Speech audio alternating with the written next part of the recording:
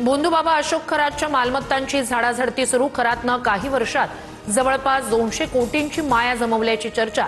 नाशिक पोलिसांकडून गिरगावमधील फार्म हाऊसची रात्री तपासणी. अत्याचाराचा आरोप असणारा भोंदूबाबा अशोक खरात प्रकरणी एसआयटी चौकशीला सुरुवात. तेजस्विनी सातपुते यांच्याकडून खरातची कसून चौकशी. 2 तासाहून अधिक वेळापासून खरातची चौकशी.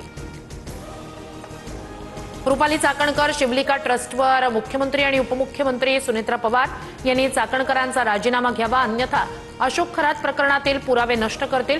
रुपाली पाटलांचा गंभीर आरोप. भोंदू खरातच्या 56 क्लिप प्रकरण समोर आल्यास महाराष्ट्र सरकार पडेल. संजय राऊत यांच्या वक्तव्यानं खळबळ. तर राऊतांनी आधी स्वतःच्या पाटकर फाईल्सकडे पाहावं, बन यांचं प्रत्युत्तर. अशोक खरात ढोंगी साधू. अशोक खरातवर योग्य कारवाई झाली पाहिजे, गिरीश महाजनांची प्रतिक्रिया. मराठवाड्यासह राज्यभरात अवकाळी पावसाचा धुमाकूळ. छत्रपती संभाजीनगरसह नाशिक, अक्कलकोट, लातूर, सांगली, जळगाव, धाराशिव, अहिल्यानगर आणि जालन्यात पिकांचं मोठं नुकसान. शेतकऱ्यांकडून भरपाईची मागणी. सलग 8व्या दिवशी गॅस एजन्सी बाहेर. सिलेंडरसाठी ग्राहकांची रीख. 2-2 आठवडे केलेलं बुकिंग घरी पोहोचत नसल्यानं नागरिक त्रस्त. घरगुती इंधनाचा पुरवठा विस्कळीत झाल्यानं गृहिणींचं बजेट आणि नियोजन पूर्णपणे कोलमडलं. आज संपूर्ण राज्यभरात मराठी नववर्ष आणि गुढीपाडव्याचा उत्साह. पाडव्यानिमित्तानं ठिकठिकाणी भव्य शोभायात्रा.